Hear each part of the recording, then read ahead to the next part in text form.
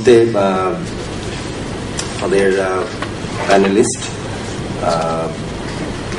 Association of Mobile Telecom Operators in Bangladesh এমটবের secretary general Abu Saeed Khan সাহেবকে তার বক্তব্য দেওয়া বলছেন।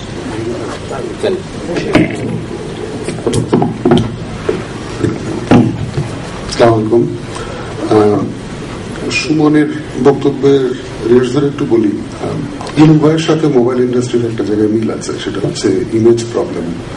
সবাই মনে করেন যে উনি একজন রাজনীতিবিদ, ওখানে full stop. He is also qualified engineer, এটা আমরা অনেকে জানি না। আর মোবাইল টেলিফোন বলতে সবাই মনে করে যেটাতে শুধু কথা বলা যায় আর কিছু করা যায় না, which is absolutely wrong. Mobile telephone আর টেলিফোন নাই। তো IPv6 উনি যে বক্তব্য দিয়েছেন, that is not at all abnormal. আর আমিরের একটা স্লাইডে আমরা দেখলাম বাংলাদেশে ইলেকট্রিসিটি পেনিট্রেশন 27%, আর মোবাইল টেলিফোনের coverage 99%, both in terms of territory and population.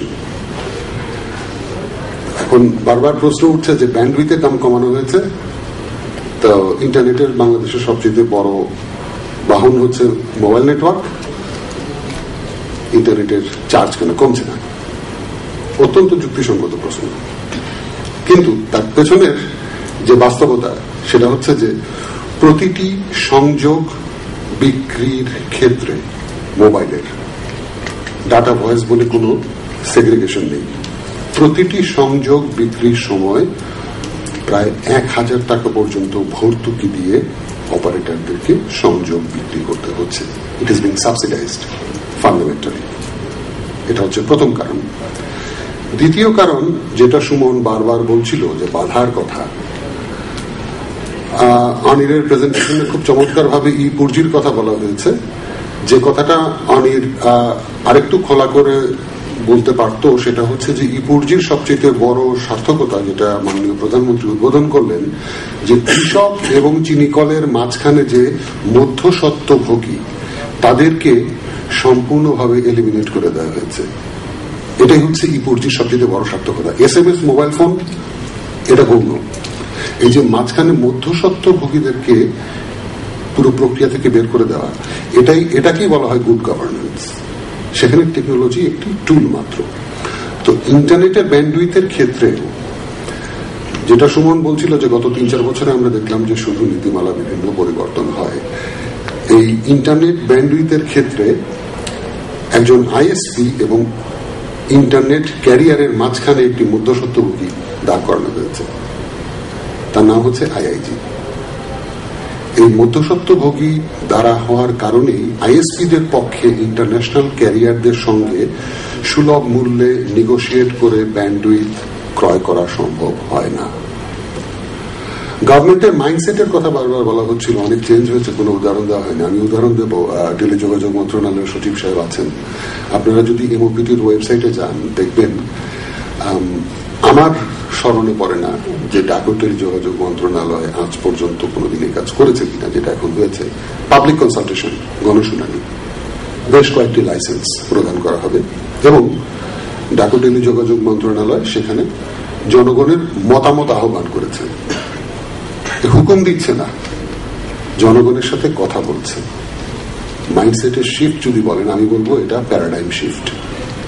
সরকার কখনো আগে মানুষের কথা শুনতো না। এখানে যারা ব্যবসা করছেন তারা তাদের বক্তব্য দেবেন, যারা গ্রাহক তারা তাদের বক্তব্য দেবেন, উন্নয়ন কর্মীরা তাদের বক্তব্য দেবেন। এই যে একটি receptive attitude of the administration, এটাই সবচেয়ে বড় অর্জন। আমরা আলমাস কবিরের প্রেজেন্টেশনে খুব চমৎকার একটা জিনিস দেখলাম। উনি বলছিলেন more options for last mile connectivity, অত্যন্ত যুক্তিসঙ্গত কথা। এবং বাংলাদেশের মতো একটি গরিব দেশে এখানে 99% নেটওয়ার্ক কভারেজ দেওয়া হয়েছে, যেখানে 27% ইলেকট্রিসিটি কভারেজ। তার মানে কি, এমন জায়গাতে একটি বেস স্টেশন দাঁড়িয়ে আছে যেখানে কোনো বিদ্যুৎ নেই, যেখানে কোনো অবকাঠামো নেই, সেখানে সম্পূর্ণভাবে জেনারেটর দিয়ে, এবং সম্প্রতি শুরু হয়েছে সোলার প্যানেলে একটি বেস স্টেশনকে আপ এন্ড রানিং করা হয়েছে। এই যে বিশাল অঙ্কের একটি অপারেটিং কস্ট, সেই বোঝা মাথায় নিয়ে, করের বোঝা মাথায় নিয়ে, তারপর বাংলাদেশের ক্রমশ ঊর্ধ্বগতি হচ্ছে প্রত্যেকটি ইউটিলিটির বিলে, except technology, except mobile telephony. সুলভ মূল্যে ইন্টারনেট দেওয়া যাবে যদি পলিসিগত ফাইন টিউনিং করা হয়, এবং সরকার সেই উদ্যোগ নিয়েছে। গণশুনানি সবেমাত্র শেষ হয়েছে, আমরা অপেক্ষায় আছি সরকার কি সিদ্ধান্ত নেন। সেখানে 2G লাইসেন্স, সেটার রিনিউয়ালের প্রশ্নটা আসছে। আজকের এই অনুষ্ঠানের মূল প্রতিপাদ্য বিষয় হচ্ছে টেলিকম ফর কমন পিপল। এই কমন পিপল 1996 সালে আজকে যে আওয়ামী লীগ সরকার আছেন তারাই ছিলেন। তারা নভেম্বরের 11 তারিখে প্রথমে দিলেন 2G লাইসেন্স, এবং তারই উপর ভিত্তি করে বাংলাদেশ আজ দক্ষিণ এশিয়ার একমাত্র দেশ, এবং দক্ষিণ পূর্ব এশিয়ার সিঙ্গাপুর এবং হংকংকে বাদ দিলে একমাত্র দেশ যেখানে 100%, প্রায় 100% পপুলেশন এন্ড টেরিটোরিয়াল কভারেজ হয়েছে।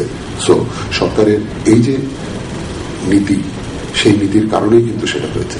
সেই কৃতিত্ব সরকারকে দিতে হবে, আমরা সরকারকে দিচ্ছি। আমরা অন্যান্য বক্তাদের কথা আরো শুনবো। মোটামুটি ভাবে আমি বোঝানোর চেষ্টা করেছি যে শুধুমাত্র ইন্টারনেট ব্যান্ডউইথের বাল্ক প্রাইসটা কমালেই কিন্তু ক্রেতাদের হাতে সুলভ মূল্যে সেবা পৌঁছে দেওয়া যাবে না। এর মাঝখানে অনেকগুলো বাধা রয়ে গেছে। আপনাদের অনেক ধন্যবাদ।